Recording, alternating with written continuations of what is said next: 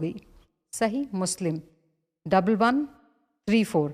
جب آپ نے اس روزے کو رکھنے کا حکم دیا تو صحابہ نے کہا اللہ کے رسول، یہ وہ دن ہے جس کی یہود اور نصارہ تعظیم کرتے ہیں، تو آپ تو ہمیں ان کی مخالفت کا حکم دیتے ہیں، یہ روزہ تو یہود اور نصارہ کی پیروی ہو جائے گی۔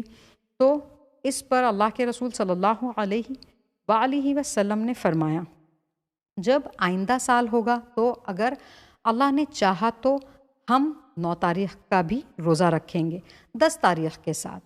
اس کے بعد جب آئندہ سال آیا تو آپ صلی اللہ علیہ وآلہ وسلم وفات پا چکے تھے۔ اسی وجہ سے یہ 2 روزے رکھے جاتے ہیں یہود اور نصارہ کی مخالفت میں، 9 تاریخ کا اور 10 تاریخ۔ اگر کوئی 9 تاریخ کا روزہ نہ رکھ پائے تو وہ 10 تاریخ کے ساتھ 11 کا رکھ لے، تاکہ یہ ایک روزہ نہ ہو، 2 روزے ہو جائیں یہود اور نصارہ کی مخالفت میں۔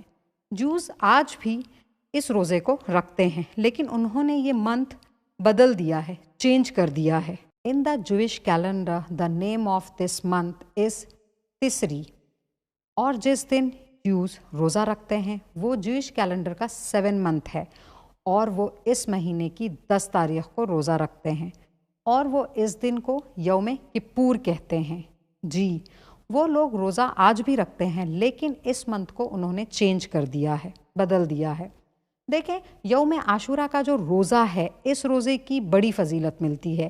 یہ روزہ رمضان کے روزے کے بعد سب سے افضل نفل روزہ ہے۔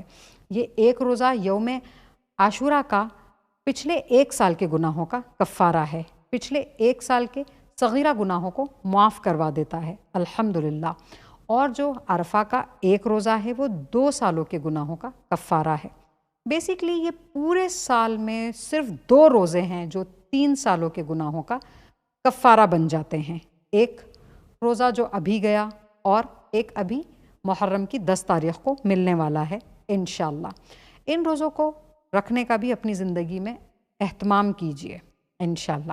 If we look at the history then اس دن 10 محرم کے دن اللہ کے بڑے بڑے فیصلے ہوئے ہیں۔ 10 محرم کو حضرت آدم علیہ السلام کو حضرت حوا علیہ السلام سے ملاقات کروائی گئی، اور حضرت ابراہیم علیہ السلام کو آگ سے اسی دن بچا لیا گیا، وہ بھی 10 محرم کا ہی دن تھا۔ اور 10 محرم کو ہی حضرت یونس علیہ السلام کو مچھلی کے پیٹ سے نجات ملی تھی۔ یہ تاریخ کی کتابوں میں ملتا ہے۔ اور قوم عاد پر جو تباہی آئی تھی وہ بھی اسی دن ہی آئی تھی، اور قوم سمود پر جو عذاب آیا تھا وہ بھی یہی دن تھا، اور اسی دن فرعون کے عذاب سے آزادی ملی بنی اسرائیل کو۔ یہ دن ایام اللہ میں سے ہے، اسی دن اللہ کے بڑے بڑے فیصلے ہوئے ہیں، اور بھی بہت ساری چیزیں ملتی ہیں اس دن 10 محرم یوم عاشورہ کے تعلق سے۔